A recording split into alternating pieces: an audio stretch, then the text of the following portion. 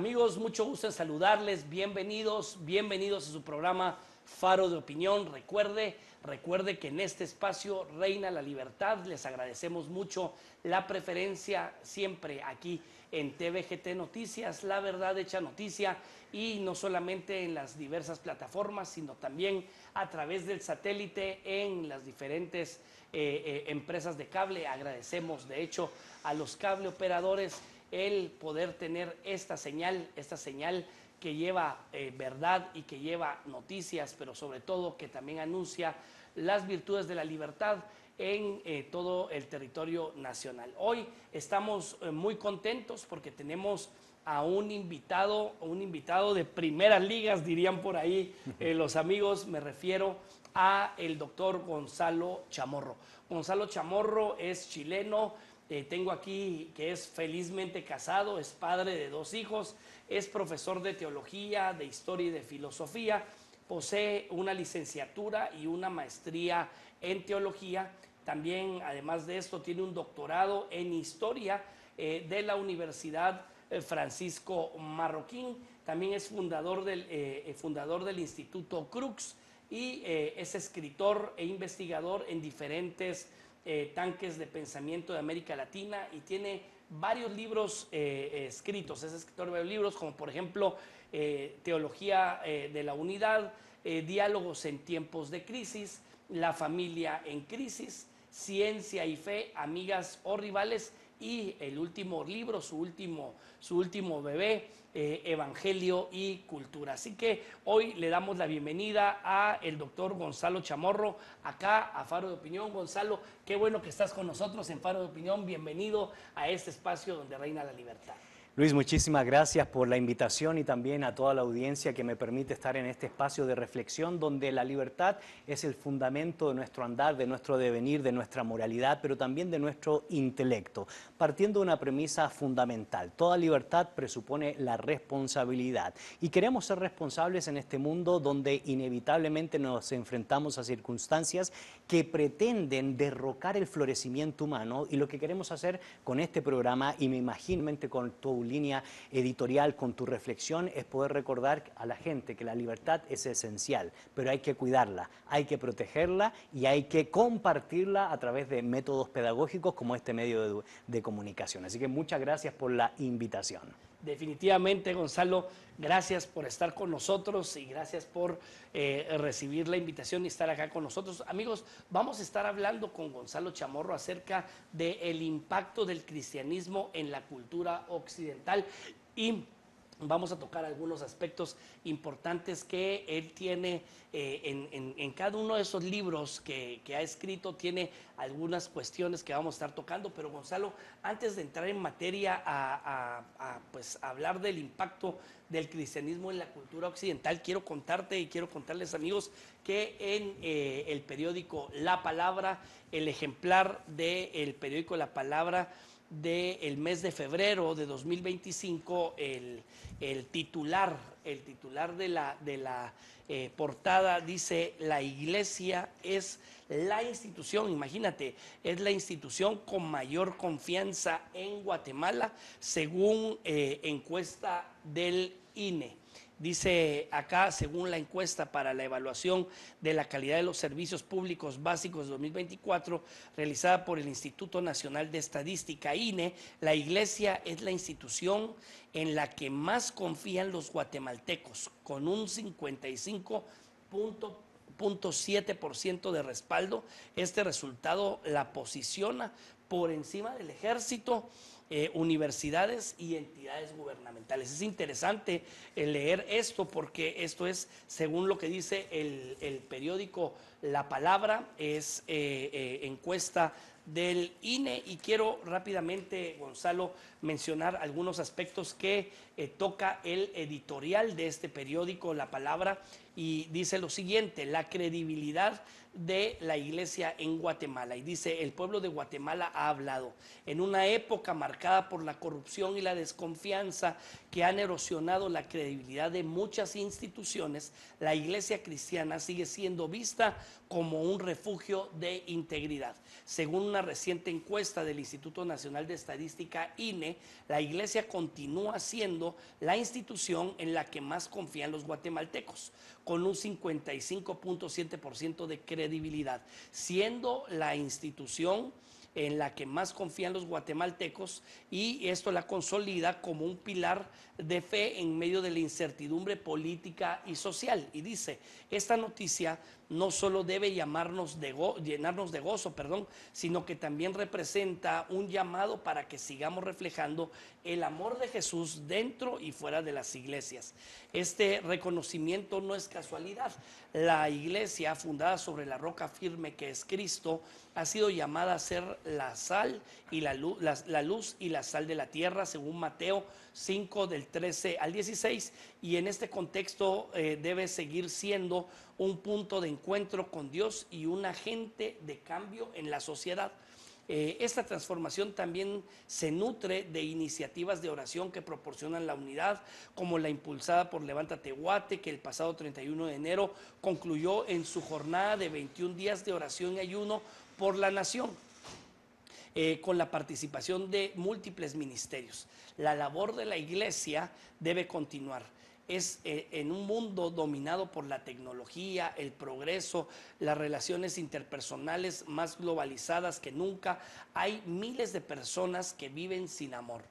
Pero este amor no se limita al afecto romántico familiar, sino que abarca algo más profundo y transformador, el amor de Dios. Muchas personas sobreviven sin conocer a Jesús, sufren la falta de afecto genuino y anhelan un amor que les haga sentir valiosos, vistos y comprendidos. Vivir sin amor es existir en un vacío, porque sin una fuente espiritual sólida, la vida carece de fundamento.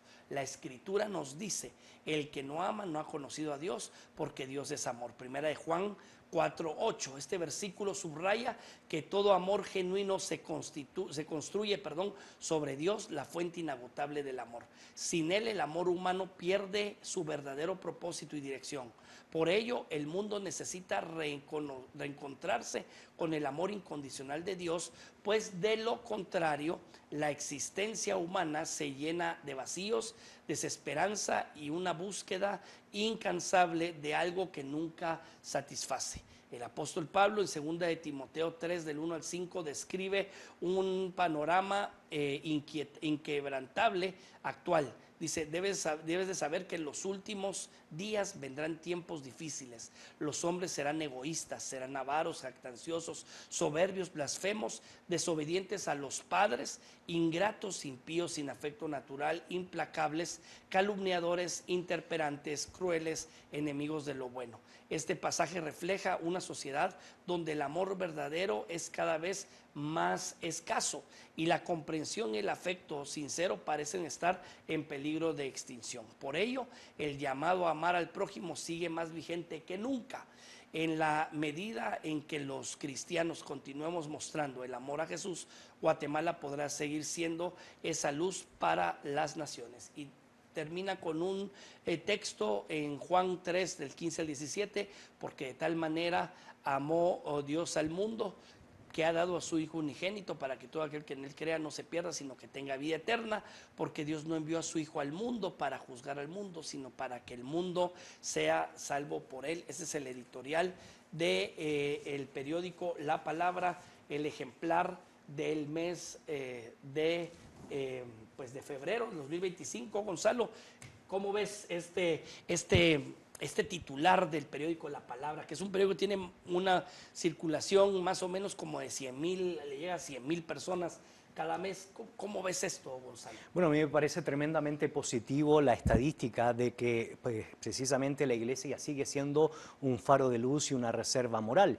Y cuando, por ejemplo, hablamos de libertad, ese famoso adagio, el precio de la libertad es la eterna vigilancia, tampoco nosotros podemos llegar a decir que ya hemos triunfado, claro, o que la iglesia ha triunfado, o pecar de triunfalista. Es algo que hay que vigilar constantemente, porque el hecho de ser sal y luz de este mundo implica en la antigüedad clásica o implica en la cultura del antiguo cercano oriente que la sal se usaba para preservar, para reservar, y el cristianismo fue una reserva moral de suma importancia que permitió transformar nada más y nada menos que la cultura greco-latina, Luis. De hecho, Todos disfrutamos de la cultura griega y de la cultura romana.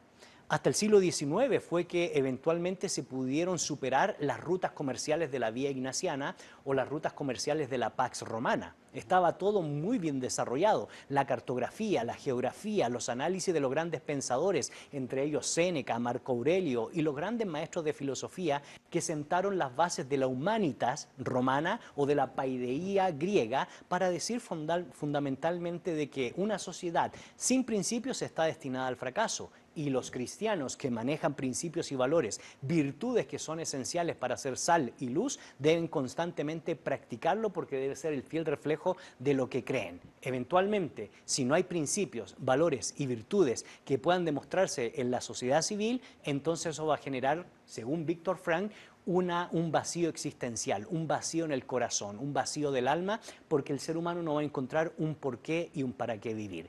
Y eso nos conecta un poco con la conversación que hemos de tener, ¿verdad? ¿Cómo ha sido el impacto de la tradición judeo-cristiana en la cultura? Y la verdad, Luis, es que es increíble. Yo te mencionaba de que la cultura greco-latina se disfrutaba siempre cuando tú fueras hombre, siempre y cuando tú fueras libre y siempre y cuando tú fueras una persona sana.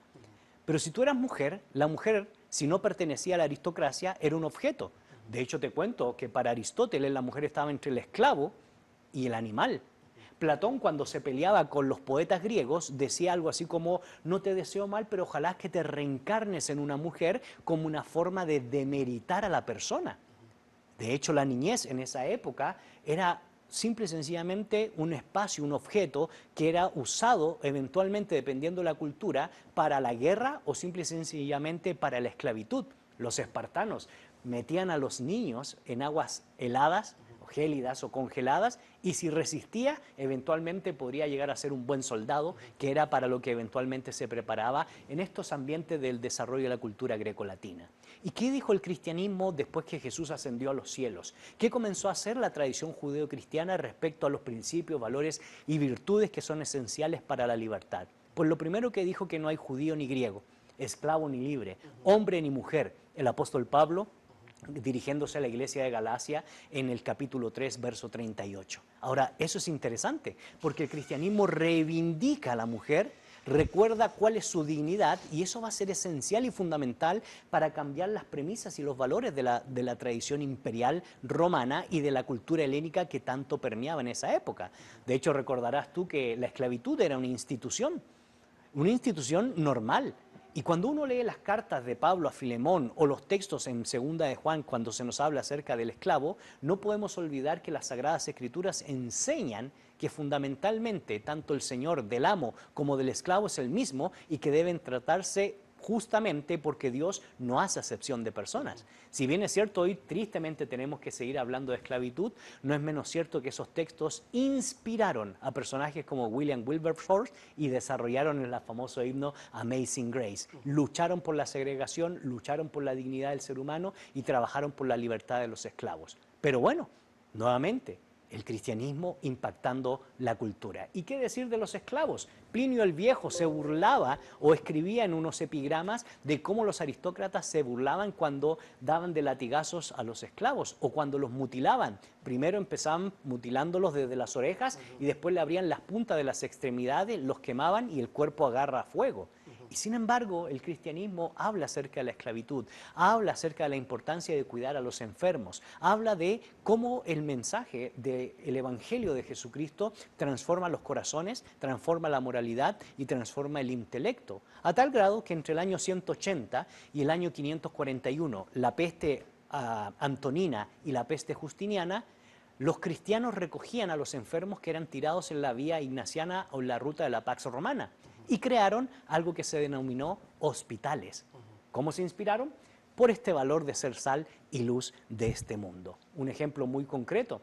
Al día de hoy tú puedes decir: yo soy ateo. Vas a París, te encontrás con mucha persona atea o agnóstica, pero la gran mayoría se comporta de acuerdo a los altos valores y estándares de la moral prudencial de Occidente sobre la base del trabajo de Agustín de Hipona, quien crea un compendio de la filosofía moral que va a ser esencial para el desarrollo de Occidente. Hoy por hoy, Occidente es por lo que alguien que se inspiró leyendo el libro de los Romanos y escuchando una voz que le decía toma y lee, desarrolla la filosofía moral que es la base de Occidente. Y así podemos dar una gran cantidad de ejemplos, Luis, pero yo quisiera mostrarles a ustedes que a la luz de la historia el cristianismo sí ha tenido impacto en la cultura y los primeros años fueron esenciales para transformar la cultura grecolatina. El Imperio Romano cae en el siglo V, finales del siglo V, pero el cristianismo prevalece y va a prevalecer porque va a sentar las bases morales, espirituales e intelectuales del medioevo, a tal grado que sabías tú que el surgimiento de la universidad fue una pregunta teológica que se hizo Anselmo de Canterbury. ¿Cómo fue que Dios se hizo hombre? Cur Deus homo. Y para llegar a esa conclusión, él dice, la fe debe buscar entendimiento.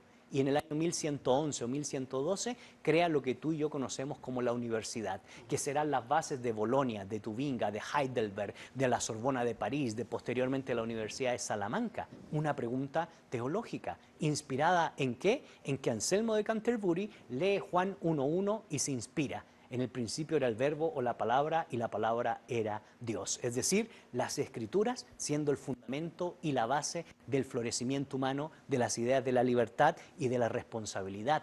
John Locke, cuando desarrolla sus tratados oficiales acerca de la división de poderes, se inspiró en Génesis capítulo 1, verso del 28, a lo que Juan Calvino denominaba el mandato cultural.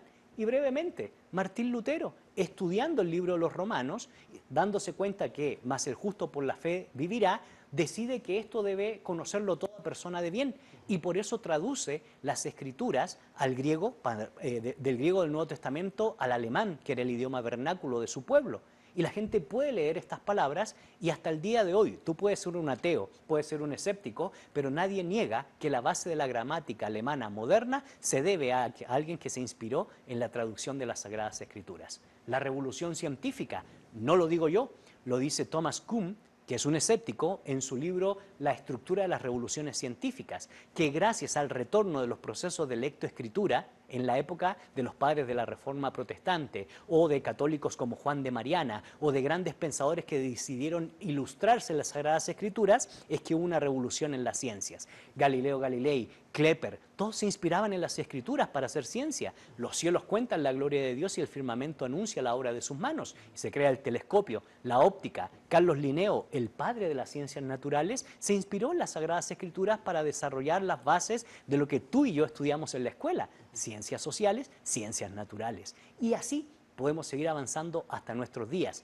desde el momento en que Francis Collins, siendo un ateo, se convierte en el padre o en el director del genoma humano y él llega a la conclusión, es imposible que esto sea azar.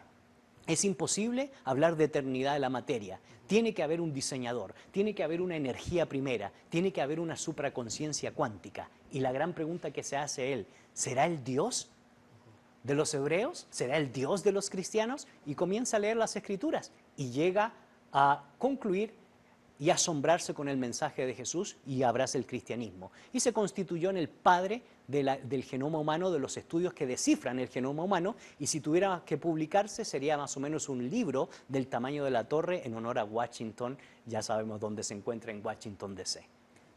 Así se va. Y tengo muchos ejemplos más, pero... es que es impactante cómo el cristianismo ha permeado o ha sido como que el fundamento de la cultura occidental, Gonzalo. O sea, aún yo me he dado cuenta que hay personas que ocupan o que utilizan o que ponen enemistad en la fe y la razón, la fe y la ciencia, cuando de una u otra forma esa ciencia y esa fe esa ciencia y esa razón se ha desarrollado, digámoslo de esta manera, a la luz de la fe que impulsó a estos hombres para llegar a ser y a impulsar lo que nosotros conocemos hoy en día, como por ejemplo lo que mencionas de la universidad, que cualquiera no puede pensar que fue alguien de fe que impulsó el tema de la universidad, por ejemplo. Gonzalo, estamos casi que por terminar el primer segmento, pero ¿la fe y la razón estarán separadas o podrían unirse? Vamos a hacerlo en dos partes porque cuando ya vayamos casi que terminando ese segmento y vamos a ir a un corte comercial, quiero que cuando regresemos sigas hablando de esto, pero ¿cómo es que yo sé que la fe y la razón pueden unirse? ¿O cómo yo sé que la fe y la razón están separadas. Bueno, François Rabelais sostiene en esta siguiente reflexión. Él dice, la ciencia sin moral es la ruina del alma. ¿Por qué? Porque si tú no tienes moralidad que te lo otorga la fe o la virtud o la metafísica, entonces tú puedes usar la ciencia para crear toda una industria armamentista y terminar matándose los unos a los otros, que es lo que eventualmente se ha hecho. Pero la ciencia con moral te puede ayudar, como decía Louis Pasteur, a desarrollar ciertos elementos que te permitan el florecimiento humano, que te permitan vivir en libertad. Y esto es esencial porque a veces muchos profesores universitarios o inclusive muchos ateos o escépticos dicen, no, yo no valoro ni creo en que exista un Dios trascendente, ni mucho menos que haya tomado forma de hombre en la figura de Jesús de Nazaret, ya que estamos puntualmente reflexionando sobre la tradición judeocristiana, porque eso no es científico. Y entonces tú les preguntas, ¿y en qué crees? Pues yo creo en la ciencia. El punto es que la ciencia no es una creencia, son hechos demostrados a través de la evidencia, en el espacio y el tiempo de lo que tú puedes medir. En cambio, la idea de la revelación o la fe está en el campo de lo metafísico, de lo sobrenatural. Tú crees en Dios no por una suma matemática, tú crees en Dios porque decides creer en algo que no ves, pero que tienes un sentido de trascendencia. Entonces, cuando yo escucho esas dinámicas de no tener argumentación sólida para defender por lo menos su ateísmo, entonces tú sabes al final que es un problema, como diría C.S. Lewis. El problema al final es que esta gente está peleada con Dios. Porque tú le dices y le preguntas, pues, ¿realmente tienes problemas con Dios? Sí, estoy molesto con Él. ¿Cómo vas a estar molesto con alguien que no crees? Entonces es ilógico.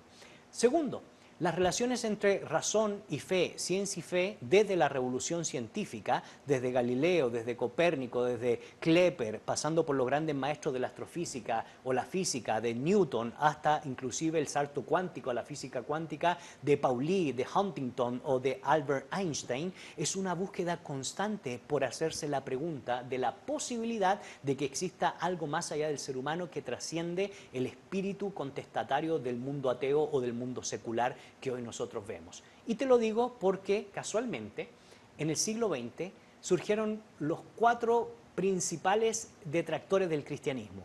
Entre ellos, quizás alguno de ellos los he escuchado, Sam Harris, Huntington, pero también Richard Dawkins, el zoólogo.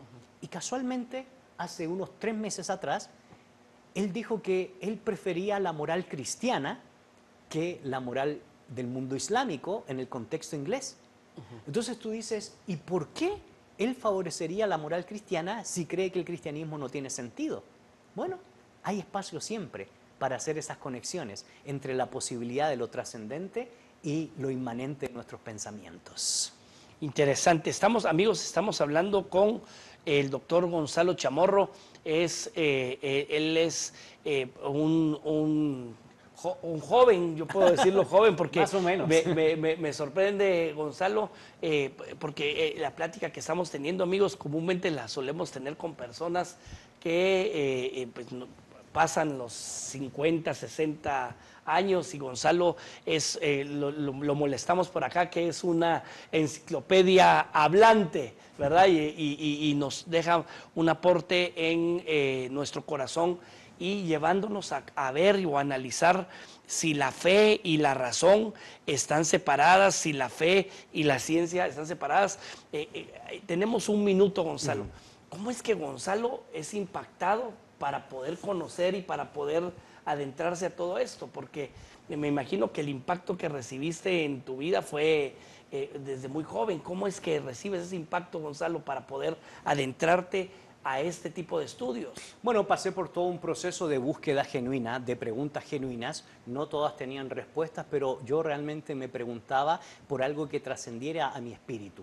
Yo me formé con los masones franceses ateos en Chile, después de haber estudiado literatura en Brasil, y ellos obviamente lo que me enseñaban es que la medida de todas las cosas es el ser humano, el hombre por el hombre, sin un sentido de trascendencia, sin un sentido de Dios, y que tú mismo puedes ser tu propia fuente de sentido. Gonzalo, espera un momento, por favor. Amigos, eso está interesante.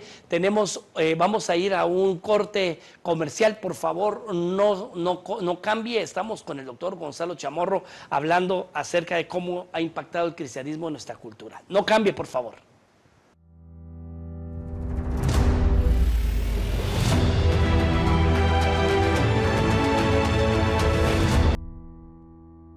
Síguenos en nuestras redes sociales.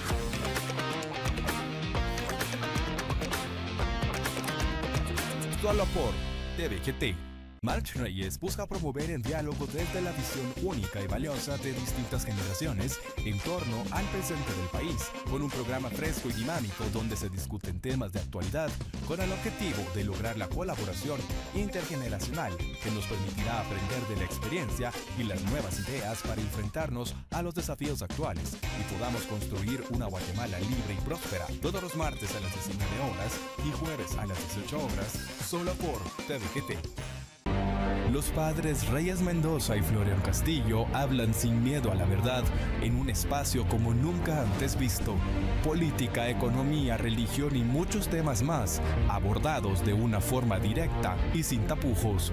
Todos los viernes a las 18 horas por TVGT.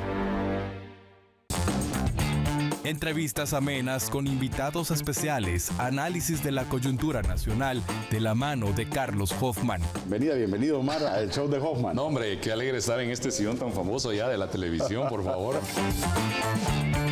Hoy, ¿de qué sirvió todo el esfuerzo que hicimos para la reforma financiera si tenemos un hombre que cuando le preguntan sobre el presupuesto dice pela?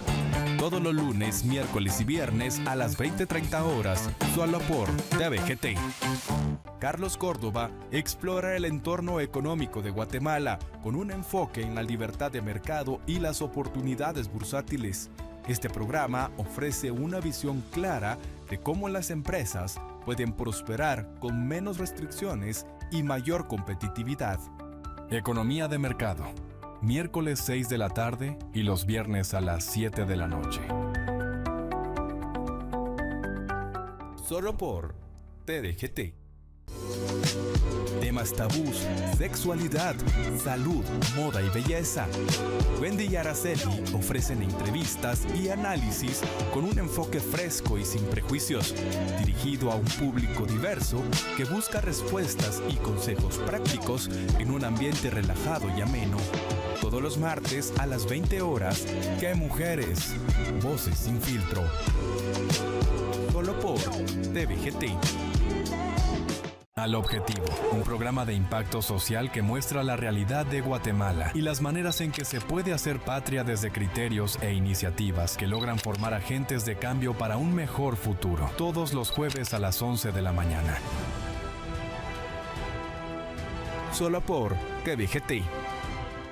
Piénselo con Roberto Villate. El maestro, abogado y político Roberto Villate ofrece un análisis profundo de la realidad nacional, abordando problemáticas desde un enfoque jurídico, político y social. En este programa de opinión, Villate invita a la reflexión y al debate, aportando un enfoque crítico y fundamentado, ideal para quienes buscan entender el trasfondo de las noticias y el impacto de las decisiones políticas en la sociedad. Solo por TVGT.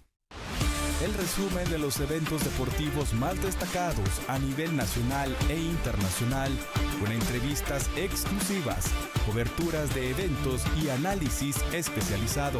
Pareciera ser que fue una película que el equipo de comunicaciones ya la había visto y no reaccionó. El equipo blanco ante Municipal. Un programa que reúne a todos los apasionados del deporte, todos los lunes a las 18 horas, solo por TVGT.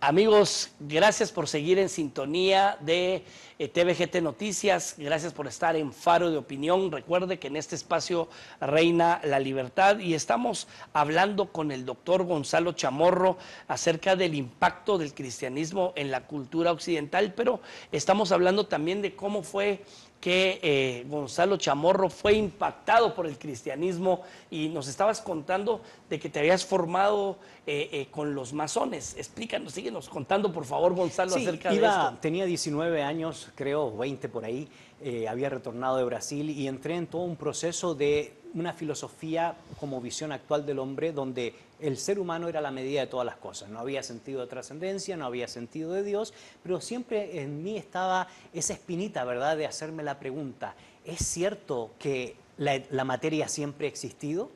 Pero si es una teoría, ¿cómo yo puedo creer en eso?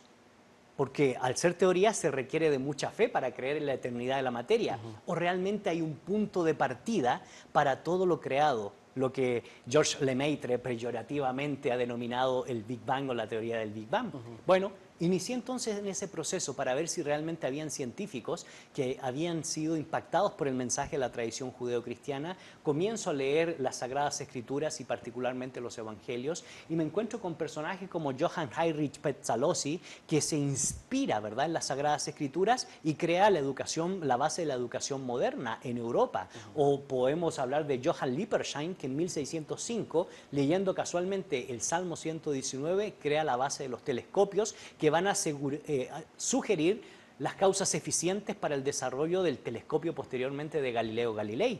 Y así como hemos mencionado, Robert Boyle, Faraday, Michael Faraday, el que nos permite hacer televisión, nos permite tener estos tipos de dispositivos, porque él creía que por medio de los cálculos matemáticos y la interconexión a través de esos algoritmos matemáticos podríamos transmitir información genuina y particularmente información del Evangelio de Jesucristo. Bueno, Michael Faraday, la Universidad de Cambridge tiene un tanque de pensamiento en su honor.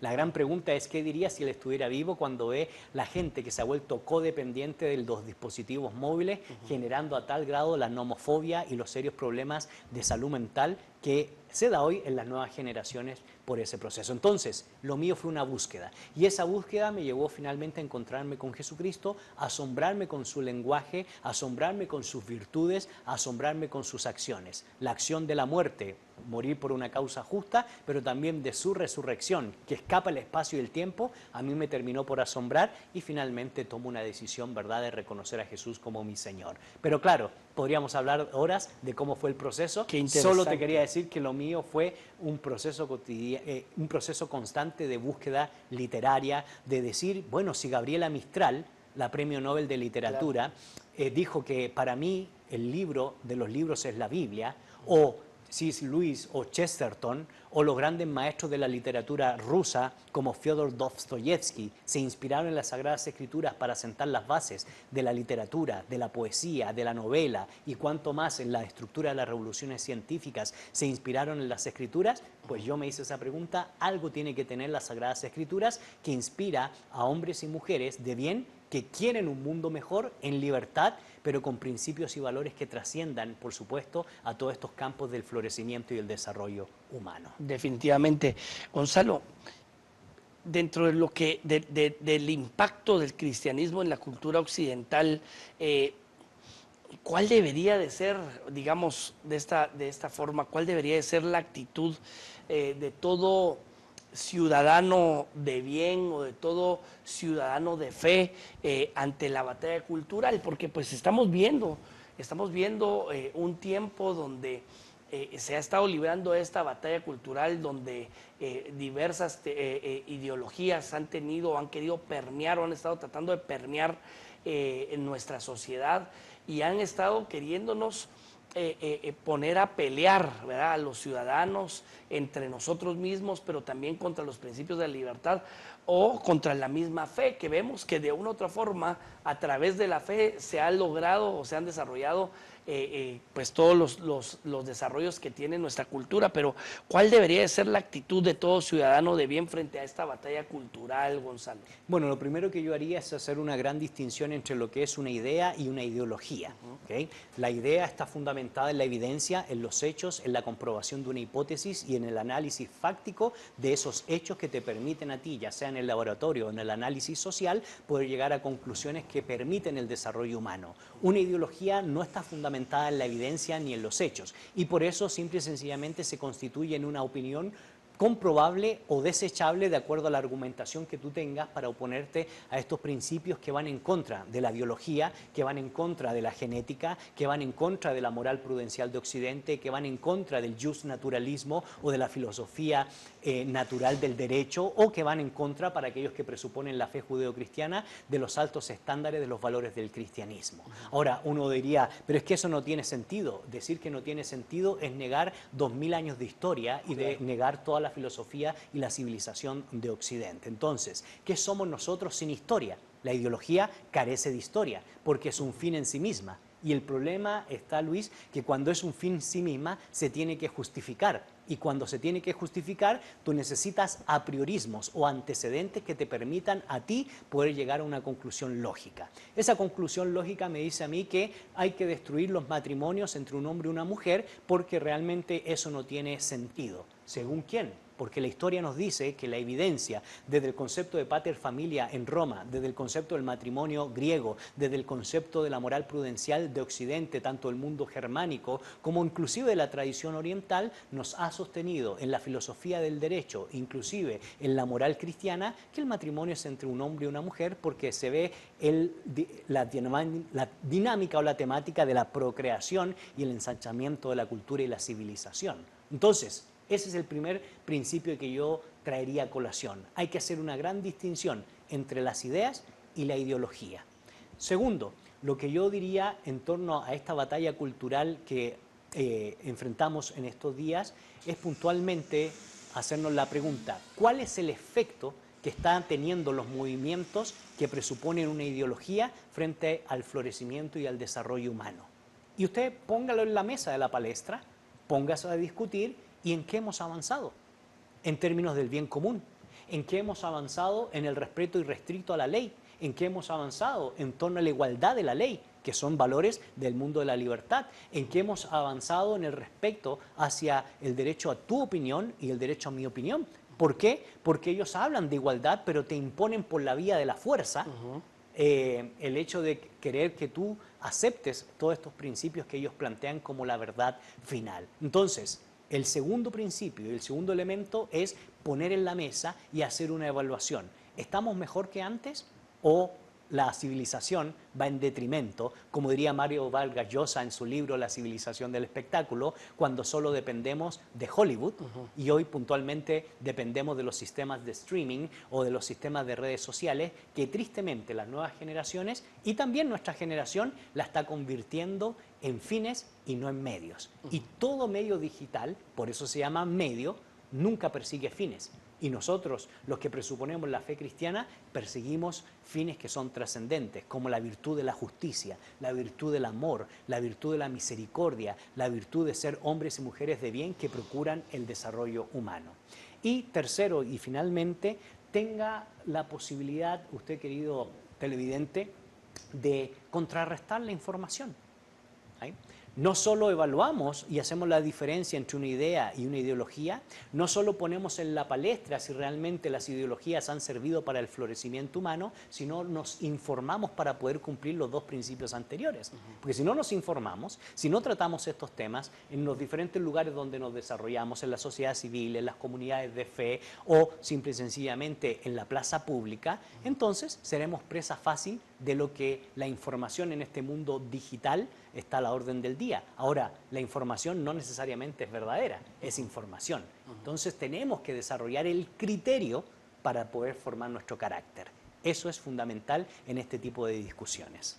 Gracias, Gonzalo. Amigos, estamos hablando con Gonzalo Chamorro acerca de la influencia del cristianismo en el fortalecimiento o en la cultura occidental.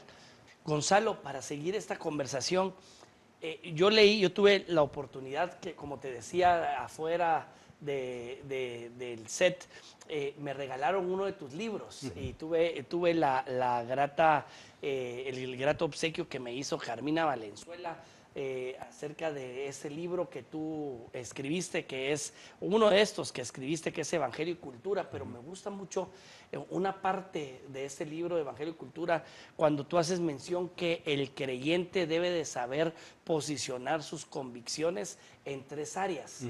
Háblale a nuestra querida audiencia acerca de esas áreas y acerca de ese punto de tu libro que creo que es una de las cosas que más me llamó la atención, porque utilizas al apóstol Pablo de ejemplo. Así es, y debería ser ejemplo para todos nosotros, ¿verdad? Puntualmente Pablo se encontraba primero en Tesalónica, yendo a las sinagogas y presentando a Jesús como el Cristo, es decir, el cumplimiento de la profecía del Antiguo Testamento de que Jesús era el que iba a redimir todo lo que se había destruido. Luego va a Berea, producto que en Tesalónica no fue bien visto ni fue bien hallado y querían eliminarlo o mandarlo al otro mundo, ¿verdad? Y en Berea la gente escuchaba y comprobaba a la luz de la Torá o del Antiguo Testamento o de las Sagradas Escrituras si lo que Pablo decía era cierto en relación a la expresión o a la palabra de las profecías del Antiguo Testamento. Pero se entera Pablo que los de Tesalónica van a buscarlo a Berea y decide separarse de Timoteo y de Silas. Algunos autores dicen que se va por el mar Egeo, otros dicen que se fue por tierra y quedaron de encontrarse en nada más y nada menos que en Atenas, ciudad respetable. Y si bien es cierto, en esa época no era la Atenas de Pericles del siglo V, donde se desarrolla casualmente el juramento hipocrático, donde se van a escribir las grandes obras de historia para construir las grandes o reconstruir las grandes batallas o los grandes mitos o las grandes epopeyas como la Ilíada, Odiseo, entre otras grandes materias que competen al desarrollo humano. Pero en esa época habían dos sistemas filosóficos que eran imperantes, el estoicismo y el epicureísmo. Y en medio de eso, las Sagradas Escrituras sostienen en Hechos capítulo 17 que mientras Pablo esperaba en Atenas poder encontrarse con dos de sus discípulos, fue en primer lugar a la sinagoga para presentar lo que venía haciendo en sus viajes misioneros, que Jesús era el Cristo, el Hijo del Dios viviente. Y Pablo ahí utilizaba las categorías intelectuales y espirituales que habían sido producto de su formación. Conocía muy bien la Torá, conocía muy bien la Halaká y la Hagadá, tradición oral y tradición escrita, había estudiado los pies de Gamaliel. Gamaliel fue el nieto de Gilel. Gilel fue el fundador del todo el sistema farisaico como una escuela que se da en el periodo de la literatura del Segundo Templo. Entonces Pablo no era cualquier persona, era un intelectual que conocía el Antiguo Testamento, conocía la Torá, conocía el Talmud, conocía la tradición judía para poder acercarse a los judíos y usar un tipo de lenguaje que le permitiera a la comunidad de fe poder comprender que Jesús es el Cristo. Pero una vez que termina de discutir respecto a Jesús, se va a otro espacio, que es el ágora, que es la plaza pública. Los expertos dicen que la plaza pública medía entre 200 y 250 metros cuadrados. Era un mercado donde no solo confluía el intercambio de bienes y productos, sino también el intercambio de ideas. Ahí llegaba gente de todo el mundo y en las estoas, que eran los pilares, se reunían alrededor de esas estoas a poder filosofar, a poder reflexionar y a poder ver qué nuevas ideas traía. Y casualmente el apóstol Pablo cambia su lenguaje religioso. Habla del mismo Jesús, pero ahora utiliza el método socrático, utiliza la dialéctica, utiliza la filosofía y cita los poemas de estoicos y epicúreos. Es decir, Pablo sabe pararse muy bien en la esfera de la plaza pública sin utilizar un lenguaje religioso que era el que había utilizado anteriormente en la sinagoga. ¿Qué quiere decir esto? Que básicamente todos aquellos que quieren ser sal y luz de este mundo, preservar o ser reserva moral, intelectual y espiritual, deben aprender a pararse con el lenguaje correcto, sin cambiar el fundamento, pero sí las formas en el contexto religioso. Pero a la hora de ir a la plaza pública debemos saber y entender cuál es el signo de los tiempos, cuál es la manera de cómo se está pronunciando las nuevas generaciones, entendiendo que a la luz de Gramsci, en la batalla cultural, Gramsci plantea que si cambiamos el lenguaje vamos a cambiar las formas. Entonces, ¿cómo es ese lenguaje que plantea Gramsci en medio de la batalla cultural que vivimos, que está en contra de las ideas de la libertad? Y Pablo lo sabía muy bien. Pero no solo eso. Interesantemente, el texto griego dice que Pablo fue reconocido por desarrollar nuevas ideas. Algunas versiones traducen, ¿y este palabrero quién es? En nuestra cultura, en América Latina, palabrero significa alguien, como dicen en Guatemala, casaquero, ¿verdad? Que tiene casaca. Sin embargo, el término es espermólogos y literalmente se debe traducir como aquel que trae nuevas semillas o nuevas ideas. Entonces, impactó tanto a los filósofos de la Estoa, del Ágora, que lo llevaron a un tercer estadio, que es el aerópago. ¿Y qué es el aerópago? Es el espacio donde hay magistrados, intelectuales, científicos de esa época que dirimen el conocimiento para ver si es cierto o no, para ver la evidencia, los puntos a favor y los puntos en contra. Y Pablo lo llevan al aerópago y presenta un mensaje que responde a las grandes preguntas existenciales que se ha hecho el ser humano. ¿Quién soy? ¿De dónde vengo? ¿A dónde voy?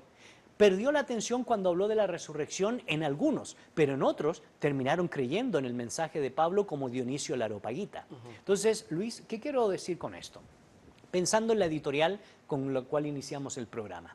Si la Iglesia quiere seguir siendo un referente moral, si la Iglesia quiere seguir siendo un referente espiritual, si la Iglesia quiere seguir siendo una defensora de la libertad responsable, debe aprender a pararse en estos tres estadios del desarrollo y del florecimiento humano. Debemos indudablemente tener el conocimiento de las Escrituras para poder impartir lecciones o educar a la población de acuerdo a los principios de las Escrituras. Pero también alguien que se dice ser sal y luz de este mundo debe impactar la plaza pública, el arte, a través de la poesía, a través de la literatura. ¿Cómo fue que los grandes realistas o literatos ingleses como Chesterton, como Tolkien, como C.S. Lewis, impactaron el ambiente escéptico y ateo de la Gran Bretaña con todas estas obras que hoy nosotros las conocemos como películas El Señor de los Anillos, donde está en juego el bien y el mal, pero se inspira en las Sagradas Escrituras para desarrollar el concepto del bien y el mal? Entonces, hoy la gran pregunta es, ¿estamos impactando la plaza pública? ¿Están surgiendo nuevos artistas cristianos que representan un arte genuinamente que toca las formas y los sentidos? Ahora, el tercer estadio, estamos llegando a la élite intelectual para hablar desde el campo de las ciencias fácticas o las ciencias duras o la ciencia del espíritu o la ciencia o el empirismo o simple y sencillamente todo lo que compete a la manera de entender la realidad que nos circunda en las élites intelectuales. ¿Tenemos la capacidad de argumentar, de debatir, de utilizar el método socrático o de utilizar la retórica epideítica para poder defender nuestras convicciones como cristianos? Eso creo yo que es fundamental, y te lo digo porque una vez llega a la universidad donde laboro un joven y nos dice, yo la verdad es que no entiendo cómo en pleno siglo XXI ustedes creen en Dios. Son rucos, son atrasados. Entonces yo le pregunto, ¿y usted en qué cree? Usted es ateo, supongo. ¿Sí? Y le pregunto yo, ¿ateo de qué Dios? ¿Cómo así? Bueno, la cantidad de deidades que hay en este mundo es extensa. Pues del que ustedes creen. Ah, entonces tú eres un ateo judeo-cristiano. Pues sí, me dice. Yo ya vi que iba perdiendo la batalla del debate. Y entonces yo le pregunto, entonces, ¿cuál es la contraparte, la antítesis en términos valóricos de lo que nos plantea el ateísmo? ¿Qué ha significado la muerte de Dios? Porque Fyodor Dostoyevsky dice que si no hay Dios todo es permitido.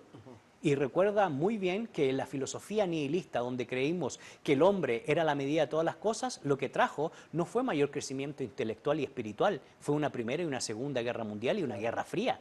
Porque cuando el hombre no tiene, la mujer no tiene una fuente de sentido trascendente, el hombre siempre, siempre sí y solo sí, y lo demuestra la evidencia histórica, quiere opacar y destruir al otro. ¿Por qué? Porque el poder corrompe y el poder absoluto corrompe absolutamente, diría Lord Acton. Entonces yo le dije, bueno, ¿y en qué crees tú? No, yo creo en la ciencia. Y lo que conversamos hace un momento, la ciencia no es una creencia. Pero yo le pregunté, ¿crees tú en el Nuevo Testamento? No, eso es magia, eso es fantasía, no existe, no tenemos evidencia. ¿Crees en Aristóteles? Sí. Pero sí, y esto es lo que más me llama la atención, porque yo le decía, Aristóteles escribe el 350, recién en el año 900 o año 1000 se encontraron los manuscritos y tenemos que, ¿cuántas copias? 49, de Platón tenemos 7, de Homero tenemos 640 copias y son pedazos o fragmentos y manuscritos, de César que escribe en el año 60, recién en 948 se encontraron los manuscritos y los documentos.